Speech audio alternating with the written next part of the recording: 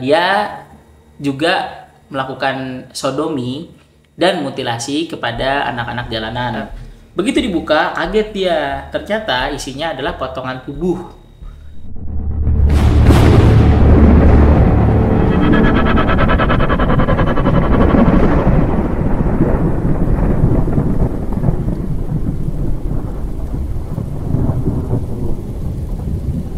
Yo, balik lagi di Tapak Misteri Backpacker. Karena setiap perjalanan Pasti punya cerita. Pada kesempatan hari ini kita bakalan membahas kembali nih suatu tragedi, yaitu tragedi yang sangat-sangat psikopat banget pada tahun 2000-an awal lah, 90-an akhir dan juga 2000-an awal. Apalagi kalau bukan kasusnya Babe Baikuni. Mungkin kawan-kawan setapak ada yang sudah lahir dan sudah mengetahui dari perjalanannya si Babe Baikuni untuk menjadi si psikopat.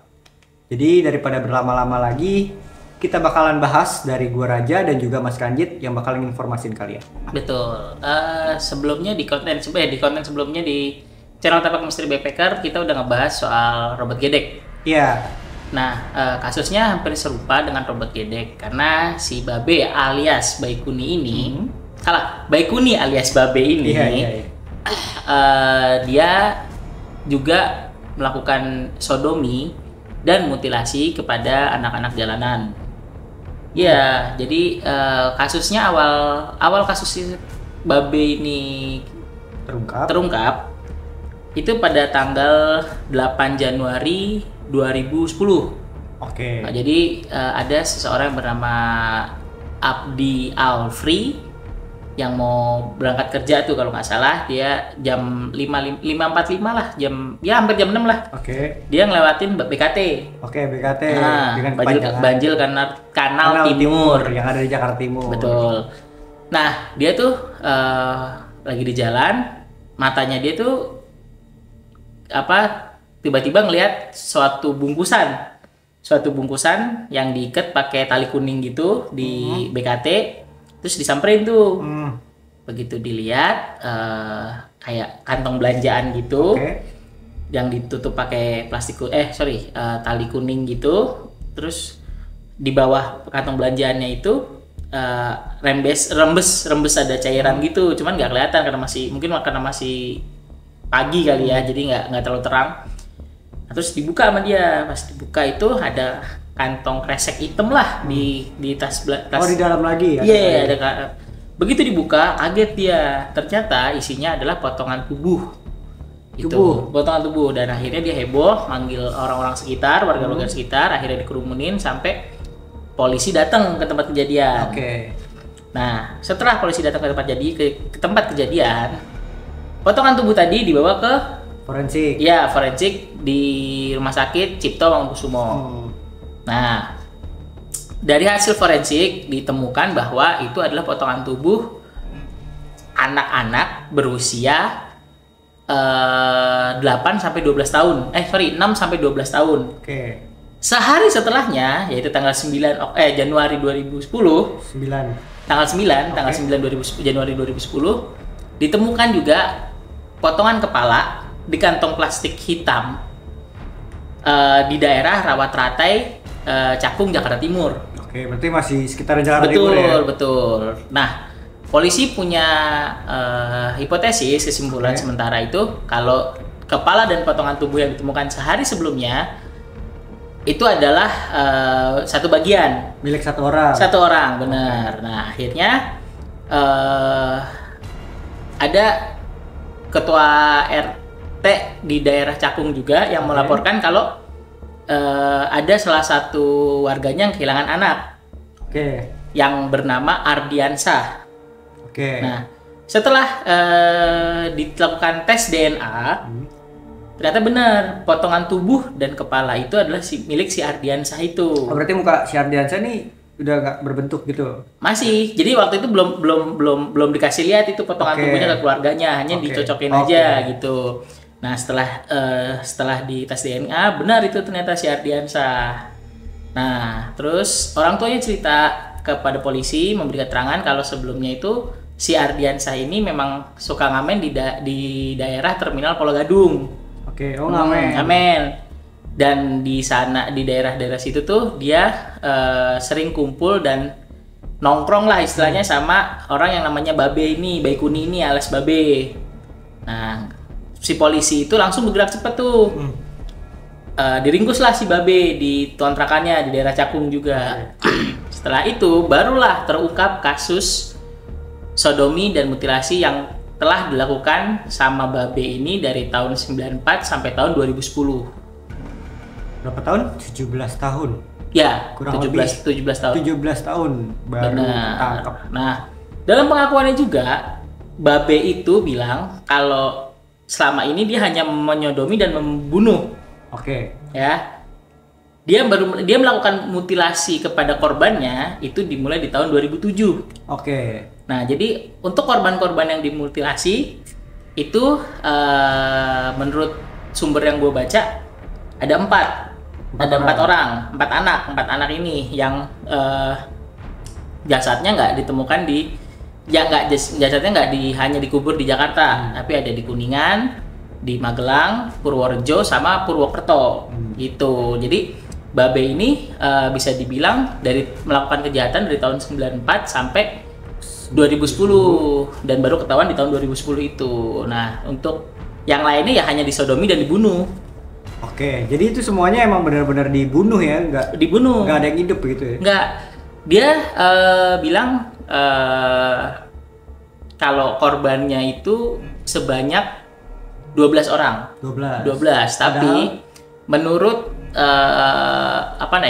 menurut penyelidikan yang dilakukan oleh Komnas Perlindungan Anak, di kontrakannya Babe ditemukan foto-foto 15 foto anak jalanan yang ditemukan di tempat rokok. Oke. Karena Babe itu kerjaannya sehari-hari adalah penjual rokok. Jadi foto-fotonya itu adanya di rumahnya dia? Ada di kontrakan. Di kontrakan dia. Ada foto-foto 15 orang anak ya yang ditaruh di kardus rokok gitu deh. Nah, jadi kayak koleksinya gitu ya? Ya, menurut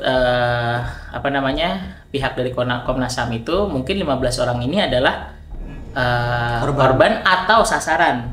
Oke. Gitu. Masih target gitu. Gitu. Nah, dari sekian banyak korbannya Babe itu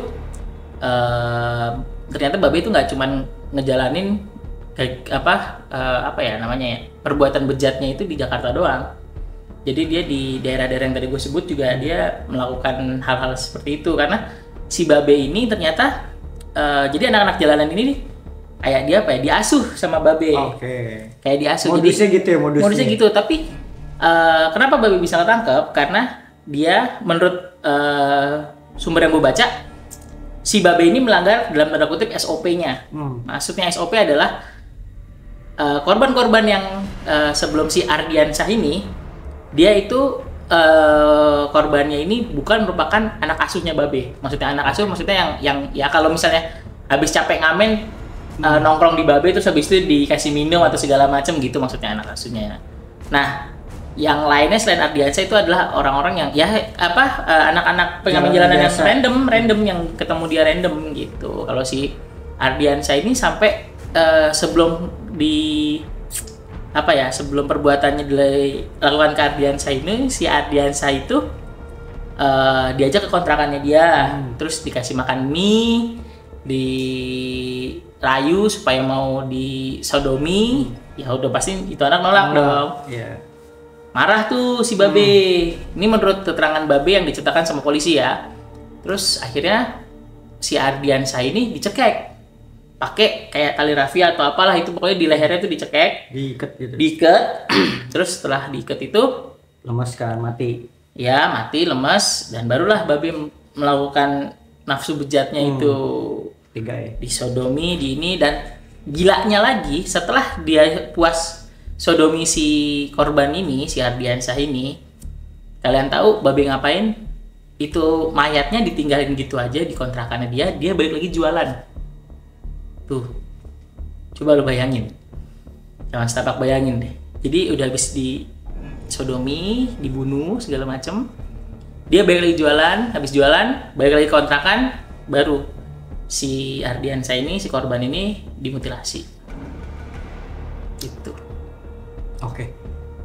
Jadi si Babe ini memiliki motif, yaitu motifnya untuk memuaskan nafsu gitu ya. Betul. Tapi dia punya kayak SOP-nya sendiri. Jadi itu dalam artian punya aturannya sendiri, nggak harus orang yang kenal sama dia. Bukan, justru dia nggak orang yang kenal. Iya. Random. Iya, gitu. orang yang random. Jadi itu orang yang random. Anak jalanan yang random, ngamen yang random. Tapi dia melanggar salah satu SOP-nya dan jadilah dia ketangkap. Dan sampai saat ini dia sudah dijatuhi hukuman, sebelumnya itu hukuman seumur hidup. Ya, tapi pada bulan Oktober. Iya. 13 Oktober apa kalau nggak salah Di tahun tahun yang 2010. sama.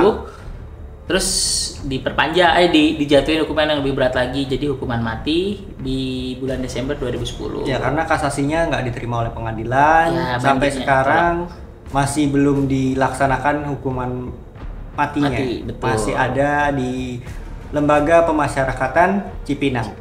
Dan buat kawan setapak yang ini sekedar informasi, Babe itu sama Robot Gedek merupakan teman.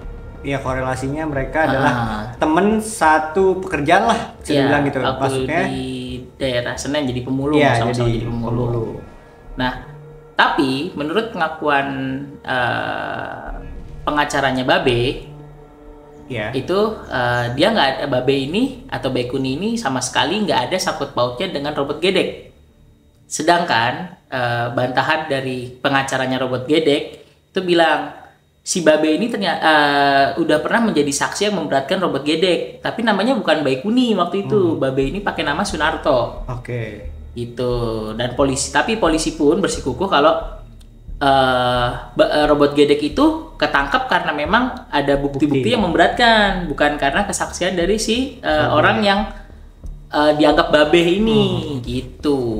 Ya, jadi kalau misal kalian rada miss kenapa kita ngomongin tentang Robot Gedek, mungkin nanti kalian bisa nonton di channelnya, di channel kami itu ada konten pembunuhan atau apa namanya, kisah tragedi tentang Robot Gedek. Kalian bisa tonton itu, atau nanti bakalan ada di deskripsi. Betul. Kalian bisa tonton itu. Nah, kalian juga pasti bertanya-tanya kan, kenapa sih si Babe ini bisa menjadi seperti itu? Gitu. Dikarenakan mereka si Babe ini sebelumnya itu ya seperti anak-anak biasa gitu, sampai akhirnya dia diejek oleh temannya, dia kabur dari tempat, dari mana, dari kampungnya gitu ya, ke Jakarta. Gedek kali. Enggak, si Babe terus dia juga dibully. Iya, dia dibully. Terus dia dibully karena dikatai bodoh, dia nggak pernah naik kelas pas zaman sekolah. Terus dia kabur ke Jakarta menjadi kayak pemulung gitu. Nah, terus dia di daerah mana? Lapangan Banteng. Senen. Iya, di Lapangan Banteng itu dia disodomi, dipelecehkan juga lah gitu, dalam arti sama preman-preman itu.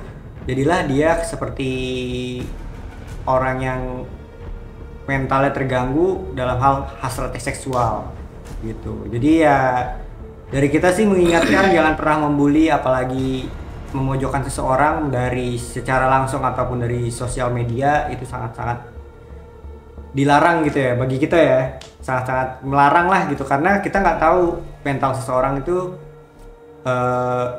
sama kayak kita atau enggak gitu. Jangan pernah kayak gitu.